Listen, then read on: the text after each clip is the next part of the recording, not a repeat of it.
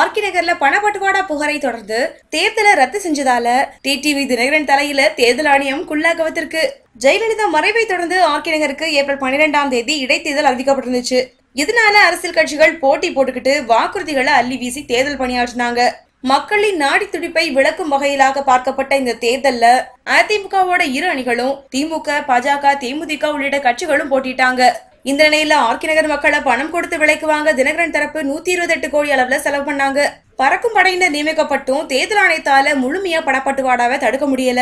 இதனால ஒரு சில இடங்கள்ல செல்போன், வீட்டு உபயோக பொருட்கள், பரிசு பொருட்கள்னு வாங்கி திருமண மண்டபத்துல குவிச்சாங்க. இந்த நிலையில கடந்த வெள்ளிக்கிழமை சுகாதாரத்துறை அமைச்சர் விஜயபாஸ்கர், நடிகர் சரத்குமார், எம்ஜிஆர் பல்கலைக்கழக துணைவேந்தர் கீதாலட்சுமி ஆகியோரோட வீடுகள்ல வருமான வரித்துறையினர் ரெய்டு நடத்தினாங்க. இதுல 89 கோடி மதிப்பிலான பணம் கைப்பற்றப்பட்டதா தெரியுது. இது தொடர்பான சோதனை அறிக்கைய தேர்தல் ஆணையத்துக்கிட்ட ஒப்படைச்சிருக்காங்க. தேர்தலை முறையா நடத்துறதுக்காகவும் சுதந்திரமா நடத்தணுங்கிறதுக்காகவும் இந்த தேர்தலை ரத்து செய்யறதா தேர்தல் ஆணையம் அறிவிச்சாங்க. இதனால பல தரப்பினர் மகிழ்ச்சி அடைஞ்சிருக்காங்க.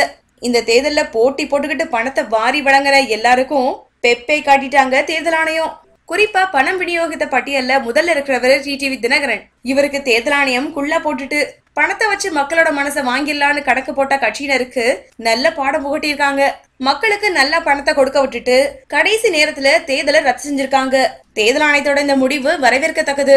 இந்த முடிவின் மூலமா தொப்பி கோஷ்டியோட பணம் கரைஞ்சதுதான் மிச்சம். தேர்தல் ரத்தானதால தொப்பிக்கு பதிலா குள்ளா கவிழ்த்து விடப்பட்டிருக்கு. இரட்டை மின் விளக்கு ஃபியூஸ் போயிருச்சு.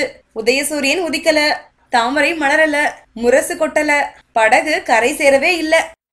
இந்த வீடியோ பிடிச்சிருந்தா லைக் பண்ணுங்க, வீடியோ பத்தின கமெண்ட்ஸ் போஸ்ட் பண்ணுங்க. மேலும் இது போன்ற தகவல் தெரிஞ்சுக்க எங்க சேனலை சப்ஸ்கிரைப் பண்ணுங்க. நன்றி.